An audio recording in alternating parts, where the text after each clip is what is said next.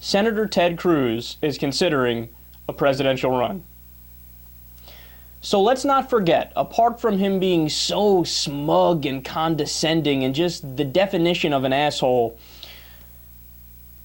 he actually is a conspiracy theorist as well, right? A lot of people forget that, because all the senators and the representatives on the Republican side, they mesh together, and you're not sure who's like a Sean Hannity type that's just a staunch Republican that says nonsense bullshit all the time, and who crosses the line to being just a conspiracy theorist. So here are some of the things that Ted Cruz has advocated for and believes in. Number one, he thinks there's a global conspiracy to abolish the game of golf.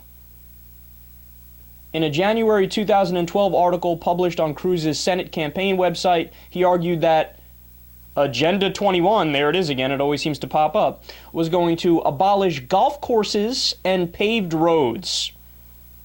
Then he decided to do the full nut job, and he said, quote, "The originator of this grand scheme is George Soros," of course.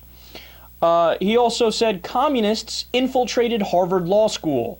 He gave a speech to the Tea Party group Americans for Prosperity, in which he claimed that revolutionary communists were a major presence at Harvard's law facility. According to Cruz, quote, "There were fewer declared Republicans in the faculty when we were there than communists."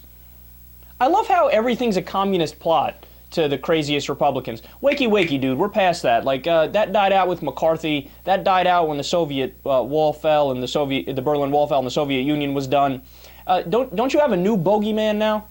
Because I know you always have to have a bogeyman because they're authoritarians, right? They need somebody to love and a group to hate. Haven't you moved on to, as Brian Fisher would call the homo-fascists, that goofy name, or Islamo-fascists? He also says Islamic law is threatening the United States. There you go. See, he's got both conspiracies working against you. There's a massive communist plot, of course, and there's a massive Muslim plot.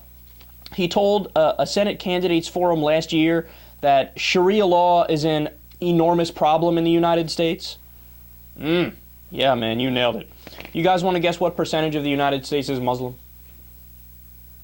1%. That's the actual number. The lowest one I've seen is 0.8%. The highest one I've seen is 1.5%. We're hovering around that 1% number. Those guys are going to take over the U.S.? I think the only Muslim congressman is Keith Ellison. That's one.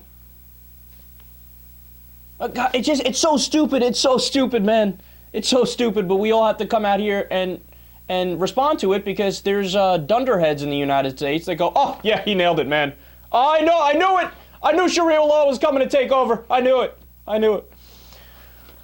And he also, this one I love because it's fascinating. George W. Bush, he thinks, led an assault on Texas's sovereignty. Cruz's first campaign ad touted his victory in a Supreme Court case permitting the state of Texas to execute a Mexican national. Now, this is interesting. Bush was against executing the Mexican national. Why? Because Texas violated America's treaty obligations by not permitting the Mexican citizen to request assistance from the consul of his own state. Get this. And the reason why Bush was objecting is because that treaty is upheld by everybody around the world. Even North Korea honored that treaty when it detained 2 American journalists for 5 months in 2009. So Ted Cruz managed to seep lower than North Korea in this topic. Way to go, pal. And why would George Bush, of all people, violate Texas' sovereignty? Wasn't he the governor of Texas? Oh, God, man. This guy's so crazy. Oh, he's so crazy. And then I didn't even mention the fact that, remember the other day, he bragged about voting against 91% of the American people.